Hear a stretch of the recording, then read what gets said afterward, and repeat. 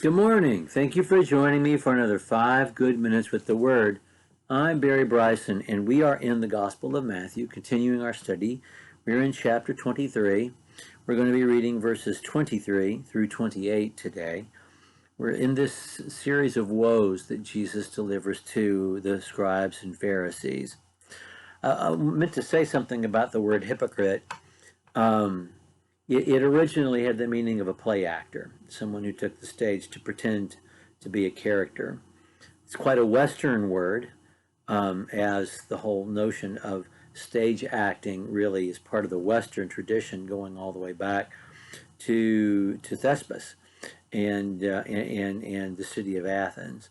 But then it came to mean someone who pretended to be someone they were not, and Jesus would use the word the way we would use it. I'm not sure what Aramaic word he's speaking, but the Greek word is hypocrite. It's hypokrites.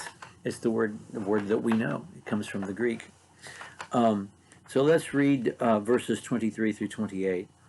Woe to you, scribes and Pharisees, hypocrites, for you tithe mint and dill and cumin, and have neglected the weightier provisions of the law, justice, mercy, and faithfulness. But these are the things you should have done without neglecting the others.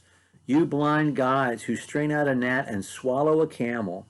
Woe to you, scribes and Pharisees, hypocrites, for you clean the outside of the cup and of the dish, but inside they are full of robbery and self-indulgence. You blind Pharisee, first clean the outside of the cup and of the dish, so that the outside of it may be clean as well. Woe to you, scribes and Pharisees, hypocrites, for you are likened to whitewashed tombs, which on the outside appear beautiful, but inside are full of dead men's bones and all uncleanness. Even so you too outwardly appear righteous to men, but inwardly are full of hypocrisy and lawlessness. These are vivid words. This is Jesus very much demonstrating himself to be, he's demonstrated himself to be the superior rabbi on occasion, and the superior teacher, the one who has the greatest knowledge of the law, the greatest facility with words. And now he really is describing himself to be the greatest of all prophets, because he's using prophetic language. And his images are just so vivid. It's like reading one of the minor prophets. And just in his facility and the vividness and the brevity of his images. It's poetry, really, the way they carry. These metaphors carry so much weight and are so full of meaning.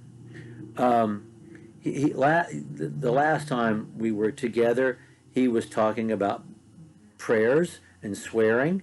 And today, he's again describing the way, their hermeneutic, the way they apply the scripture, and how they major in the minor things and neglect the large things.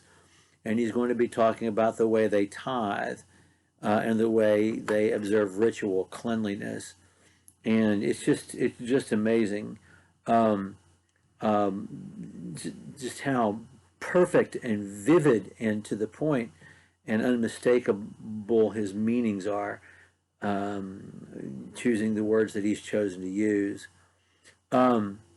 He talks about tithing mint and dill and cumin. They were so careful about tithing that they even tithed the condiments on their table. But they neglected the weightier matters of the law. I want to point out there are weightier matters of the law. Jesus says there are. You know, he just says that there are, and there are weightier matters of the law. You know, Micah 6:8, Hosea 6:6, Psalm 60.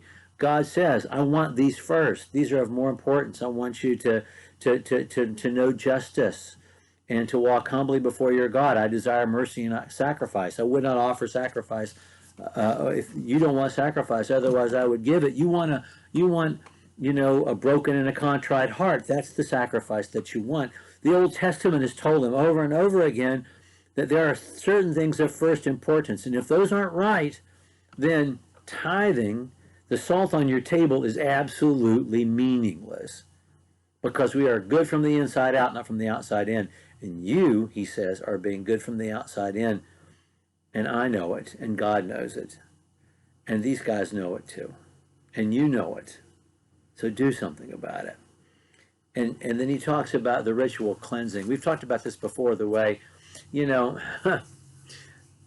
they'd wash their hands with two different bottles, because if the dirty hand would pick up you had two dirty hands. So you had two bottles of water, and you take one bottle and you pour it over your dirty hand. But that hand's clean now, but it can't touch that bottle anymore because it was dirty. So you have to have a second one that's already been ritually cleansed to pour over.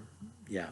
So there you go. I mean, that's how meticulous they were about observance. But on the inside, it didn't mean anything.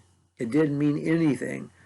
And he calls them whitewashed sepulchres, and such a vivid image. And the whitewashing on the outside is an image that Ezekiel particularly is fond of, and he accesses that image that they would have been so familiar with and said, "That's you."